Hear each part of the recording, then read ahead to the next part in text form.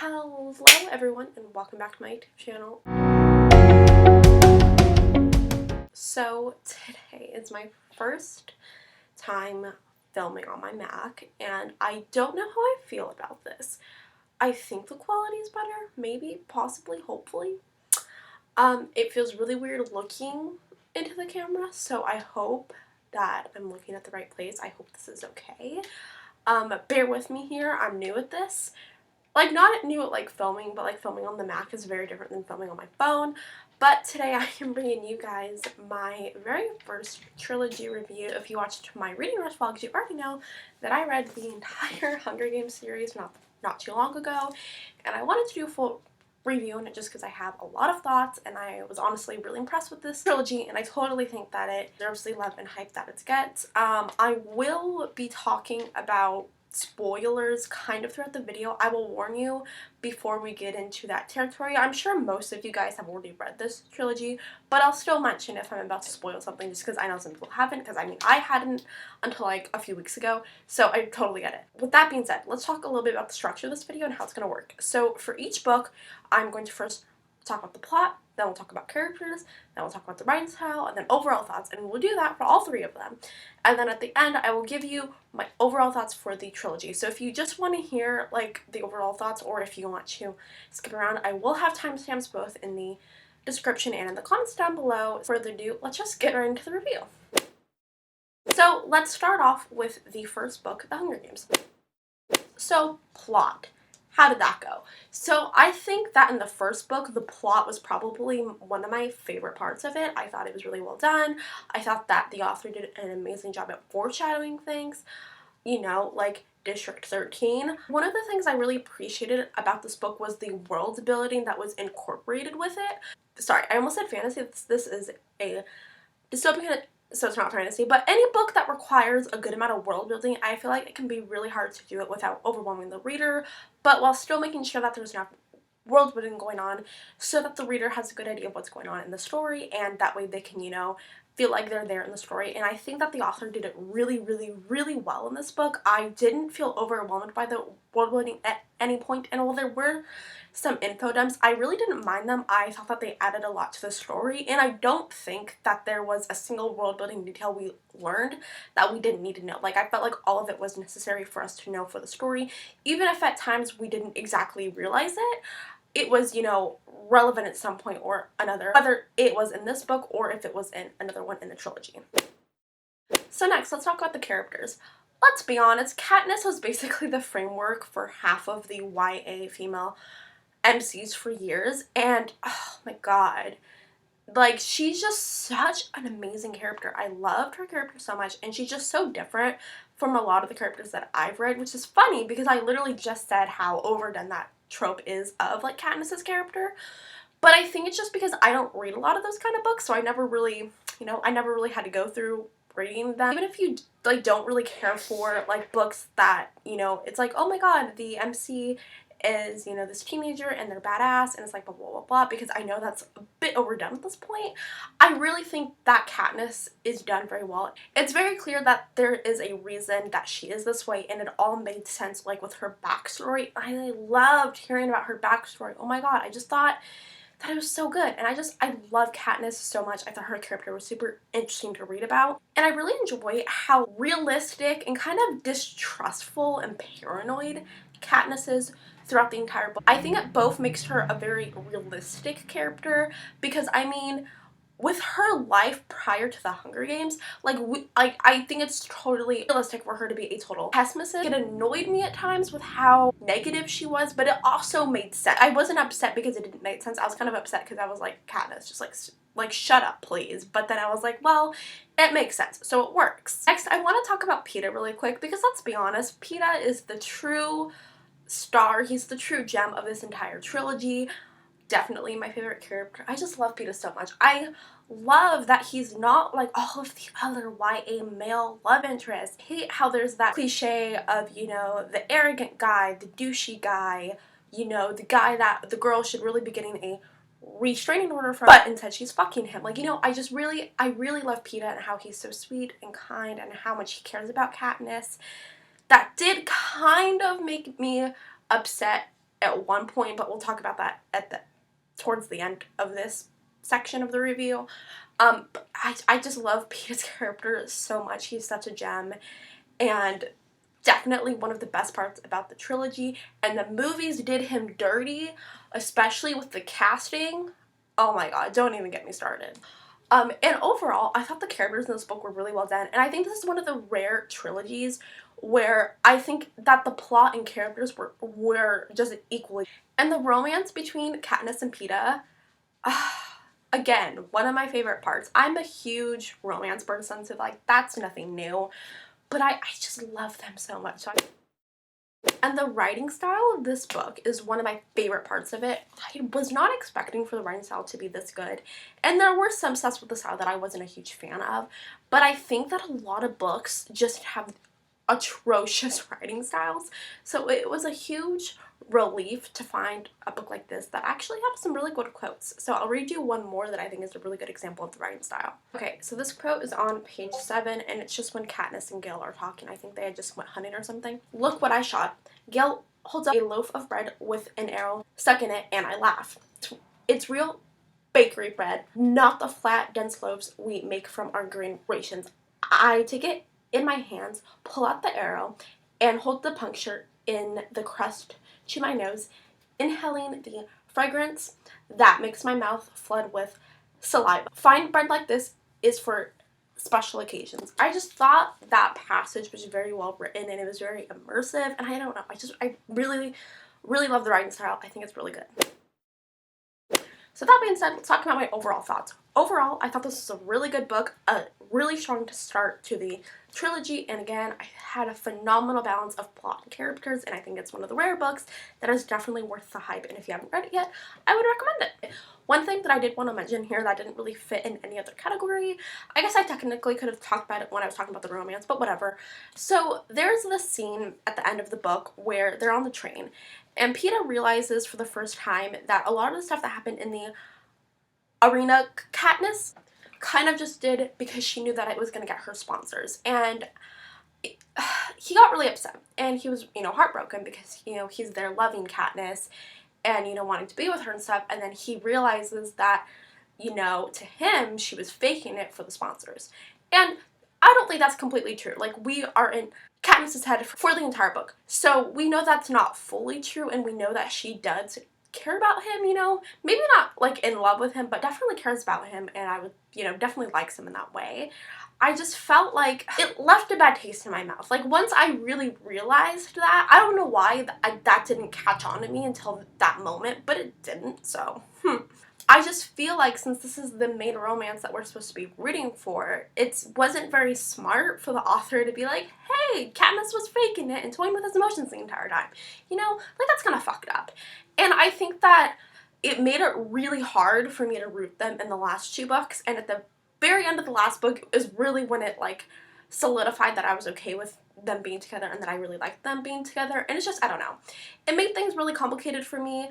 So, while I do love their romance and I love Peeta so much as a character, there were at some points when I kind of felt like their relationship wasn't fair to him and that he kind of deserved better. I don't know, just my opinion, but yeah. Not to say that I don't love the romance, I do, it's just that was something that I personally thought was like a little icky. Now with that being said, let's move on to the sequel. So Catching Fire, I feel like is a lot of people's favorites in the trilogy. It is not my favorite is actually the 3rd book, but let's start off by talking about the plot.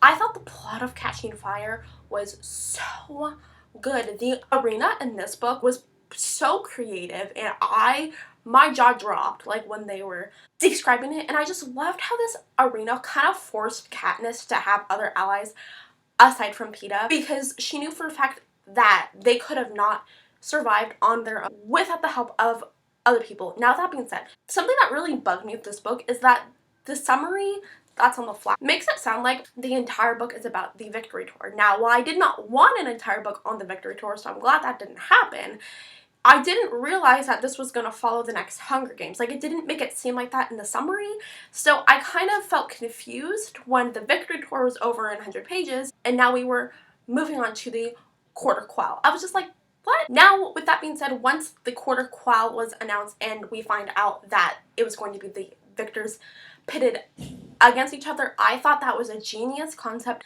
and I loved Katniss's reaction to this. I feel like this might play more better in characters, but whatever, I'm just gonna talk about it really quick because, you know, she just got out of this extremely traumatic experience of the first Hunger Games, and now she has to go right back into it again, and that was just awful for her. And I think the end of this book was phenomenal. I think out of all three, the ending in this one was the best for sure, and I love how much we found out. Like, I love how we found out everything about District 13. Well, not everything, but like the starts of it, so that we were curious what was going to happen in the third book with District 13. I liked how we found out what happened with District 12 and how it got destroyed.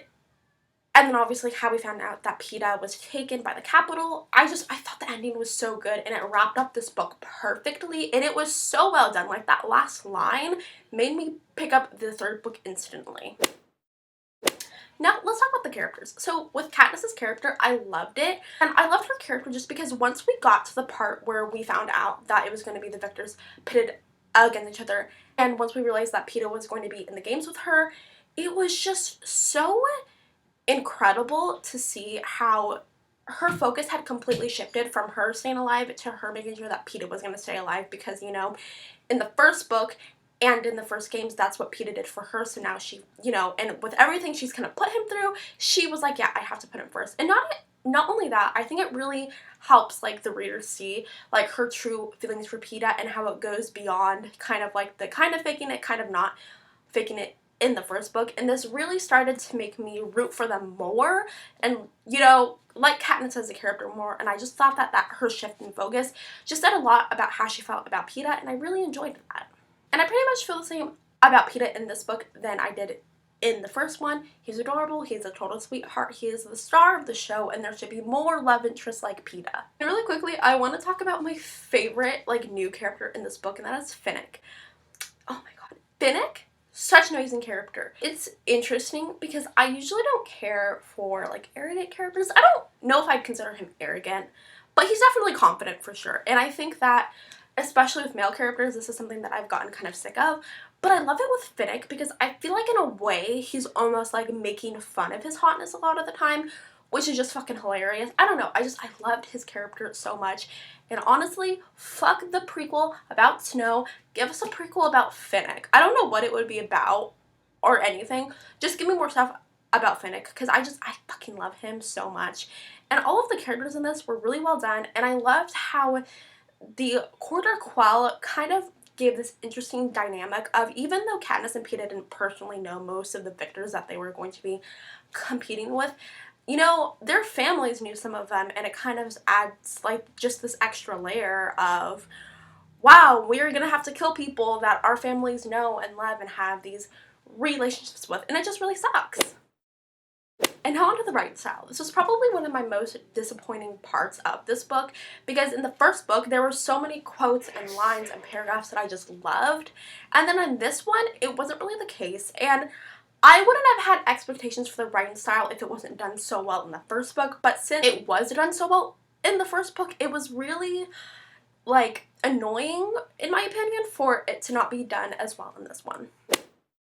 Overall, I thought this book was really good. It definitely kept me captivated for the entire time, and I can totally see why this is a lot of people's favorite book in the trilogy. It had just so many amazing moments, and like I said, the ending was phenomenal, and yeah, I just thought it was a really solid book. And now, with all of that being said, let's move on to Mockingjay. So Mockingjay is the last book in the trilogy, and let's talk about the plot. So the plot of Mockingjay, I kind of liked it, and I kind of not didn't like it, but I was like, eh. I feel like in comparison to the first books, the plot of Mockingjay wasn't as good. And this might be surprising to hear since this is my favorite book in the trilogy, and the reason for that is honestly the characters.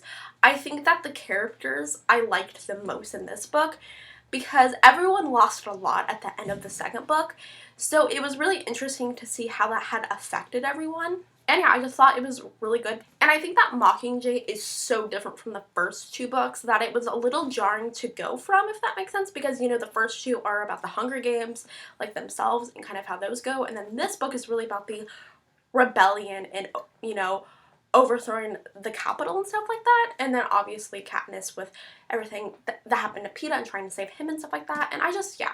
So while I did think that it was good, and it was definitely a very captivating book, and I did love it, like, don't get me wrong, this was a really good book, I just think that in comparison to the first two, the plot wasn't as good. But now let's talk about the characters.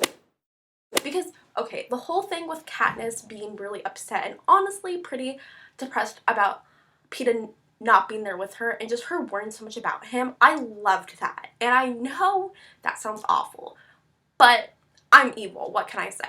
But I just loved it because I think that, again, throughout the end of the first book and the entirety of the second book, I was pretty skeptical if I was going to want Katniss and Peeta to end up together in the end. But in this book, it really cemented it for me, especially when, like, Katniss's feelings about Peeta being gone. I think that it reminds me, you know, of the phrase that, like, you know how you don't fully appreciate something until you don't have it anymore? I think that's what happened with Katniss and Peeta. I think that she didn't fully realize how much she cared about him and loved him until he was gone. And I just thought that was really well done. And then with the whole thing with when they finally get Peeta back, and then when they find out that the Capitol used the jacker venom to basically make him think that Katniss was his enemy, that added such an interesting, like, layer to their relationship. And hearing, like, how Katniss felt about that was just, like, so insane, and I felt so bad for her. And also with how Katniss felt about Peeta in this book, I think it also allowed for her and Finnick to just get along better. Not get along better, but I feel like it added another layer to their friendship. Like, there's very few people who could truly understand what Katniss is going through with Peeta, and since the Capitol also has Annie, who is Finnick's lover, like, they could both understand each other so well, and I just thought that it made them even closer, which broke my heart when Finnick died, which my man deserved better, and I'm sad about it. But I loved how at the end of this book, how Katniss says that she's going to make the book of everyone that died, and they're going to have, like, the passage and, like, a picture of them. I just thought that was so cute and such, like, an amazing thing to do, especially with all the people that she has lost because of everything. As far as writing style goes, I felt the same exact way with this book that I did feel with Catching Fire. Well, it wasn't the worst writing style, and, you know, it was a good writing style. It just wasn't as good as the first book, and I don't really know what happened. It really confuses me that I loved the writing style in the first book so much, and then in the next two books, it just kind of fell flat for me. I don't know, just a personal thing. Overall, I just thought this book was so good. The rebellion, the Peeta thing, when Katniss kills the president instead of Snow, and then at the end, when they go back to District 12, and then when we have the epilogue, just everything was just so good. So overall, I gave all three of these 4 stars. It is definitely a new favorite trilogy of mine, and it's really good. If you have been on the fence with reading this trilogy, I would honestly highly recommend it. I really, really, really enjoyed them, and I definitely understand why so many people love them, and I'm with you guys. I love them too. I also want to say that the overall structure of not just each book, but the overall trilogy was done so well. I especially love the foreshadowing of everything that happened with District 13 in the first 2 books. I just thought that was so subtle and so well done. I loved it. Okay, so I've been filming for over half an hour, and my voice is, like, going, but so I think I'm gonna end this video here, but thank you so much for watching. I hope you enjoyed my review of the Hunger Games trilogy. It's really good, and you should read it. And with that being said, that's all I have for you today, so I hope you enjoyed today's video, and if you did, please give it a big thumbs up, and hit that big red subscribe button down below, and turn on those post notifications so that you know every time that I upload. And please, please, please let me know in the comments down below what you think of the Hunger Games, and if you have any books that you would like me to review on my channel, please let me know, because I do want to make book reviews a more common thing on this channel, and I do already have quite a few planned that I'm super excited for. And yeah, that's all I've got for you today. Hope you enjoyed. I'll see you in my next video.